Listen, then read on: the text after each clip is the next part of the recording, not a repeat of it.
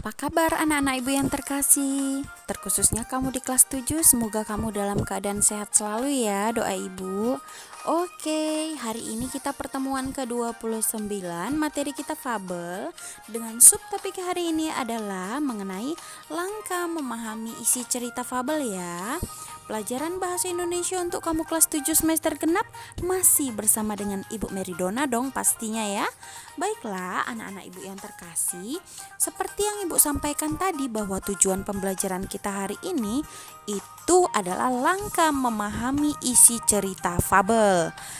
Nah, dengan indikator pencapaian kompetensinya, kamu sebagai siswa diharapkan dapat mengetahui langkah dalam memahami isi cerita fabel ya. Penasaran kan mengenai langkah-langkah dalam memahami isi cerita fabelnya? Kita lanjut ya ke slide berikutnya. Slide berikutnya sesuai dengan judul topik kita hari ini, yakni langkah memahami isi cerita fabel. Kita lanjut ya. Nah, tahap pertama, memahami isi teks fabel adalah dengan membacanya secara keseluruhan. Wajib dong fabel itu dibaca semuanya ya kan? Oke, dengan begitu kita dapat memahami isi cerita secara keseluruhan dan menemukan pesan moral yang ingin disampaikan.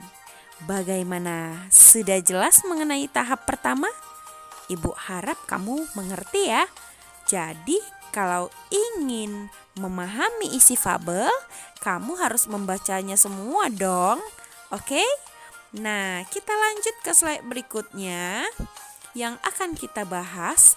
Setelah itu, kita bisa mulai mencatat dan memahami tokoh-tokoh yang berperan di dalam ceritanya. Ya, dicatat nama-nama tokohnya dan perannya sebagai apa. Seperti itu ya.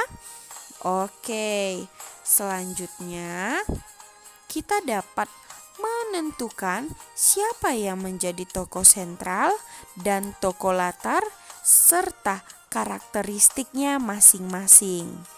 Setelah mencatat nama tokoh, kita catat juga karakteristiknya atau sifatnya bagaimana, seperti itu ya. Paham ya? Ibu harap kamu paham buat yang ini ya. Oke, kita lanjut ya. Latar cerita juga tidak boleh ketinggalan loh, karena latar cerita itu penting di dalam sebuah cerita fabel. Nanti dari latar itu kita juga bisa tahu loh fabelnya fabel jenis apa. Nah, kita harus memperhatikan latar cerita dengan baik-baik. Baik itu latar tempatnya, baik juga latar waktunya, ataupun latar suasananya ya. Karena dengan memperhatikan latar cerita, maka kita memahami bagaimana cerita tersebut. Bagaimana? Sudah paham kan yang ibu bahas mengenai latar? Ibu harap kamu juga sudah mengerti ya. Baiklah anak-anak ibu yang terkasih, kita lanjut ke slide berikutnya.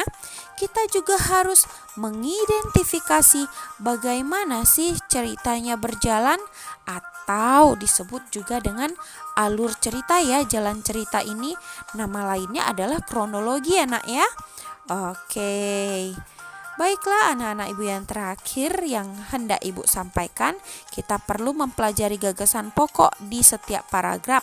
Dengan begitu kita dapat merangkai dan menghubungkan cerita dari peristiwa-peristiwa tersebut.